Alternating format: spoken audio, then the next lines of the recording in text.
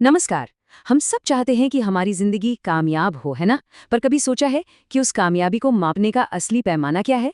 आज हम Harvard business school के प्रोफेसर क्लेटन क्रिस्टनसन के इसी गहरे सवाल का जवाब ढूंढने की कोशिश करेंगे। जरा सोचिए इस बात को। दुनिया के सबसे ब्रिलियंट माइंड्स में से एक, रोड्स स्कॉलर्स, और उनमें से भी 2 लोग जेल पहुंच गए। ये चौंकाने वाली बात हमें ये सिखाती है कि सिर्फ होशियार या काबिल होना ही काफी नहीं है।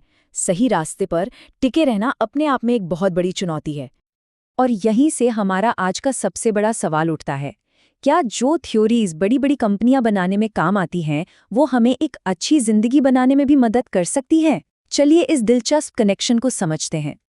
तो चलिए एक अलग नजरिए से देखते हैं। मान लीजिए जिंदगी एक बिजनेस स्कूल है। यहाँ हम कुछ बहुत पावरफुल बिजनेस थियरीज को जिंदगी के सबसे जरूरी सवालों पर लगाकर देखेंगे। ये सोचने का एक बिल्कुल नया तरीका है और यकीन मानिए बहुत पावरफुल भी। प्रोफेसर क्रिस्टेंसन अपनी क्लास के आखिरी दिन अपने स्टूडेंट से हमेशा ये 3 गहरे सवाल पूछते थे। पहला, करियर में सच्ची खुशी कैसे मिलेगी? दूसरा, ये कैसे पक्का हो कि पारिवारिक रिश्ते हमेशा खुशी की वजह बने? और तीसरा, ईमानदारी की जिंदगी कैसे जी जाए? चलिए एक एक करके इन सवालों में उतरते हैं। तो पहला सवाल, किसी के करियर में असली खुशी आखिर आती कहाँ से है? चलिए देखते हैं बिजनेस की दुनिया हमें इस बारे में क्या सिखा सकती है। अक्सर हम सबको लगता है कि ज्यादा पैसा मतलब ज्यादा खुशी, पर हर्सबर्ग की मोटिवेशन थ्योरी कुछ और ही कहती है। इसके मुताबिक सबसे बड़ा मोटिवेटर पैसा होता ही नहीं है। असली प्रेरणा तो आती है कुछ नया सीखने से, ग्रो करने से, किसी बड़े काम में अपना योगदान देने से, और जब उस काम को पहचान मिले तब।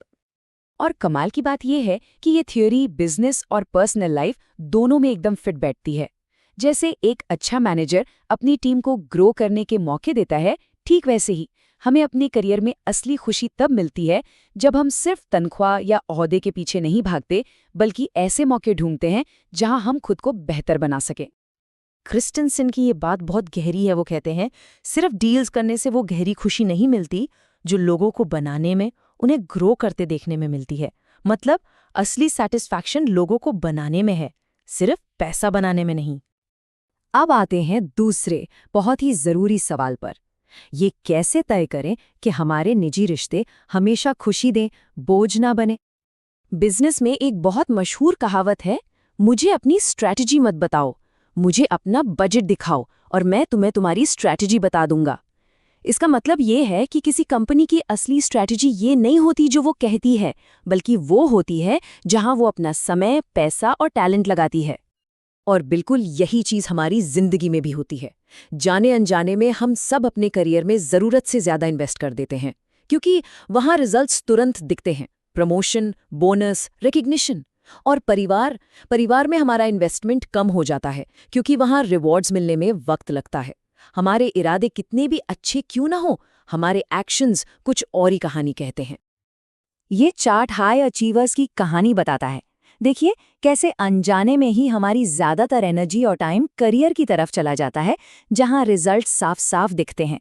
और परिवार और रिश्ते, जो लॉन्ग टर्म में शायद सबसे ज्यादा मायने रखते हैं, उन्हें हमारा बचा खुचा वक्त ही मिल पाता है। ये बात सच में सोचने पर मजबूर कर देती है।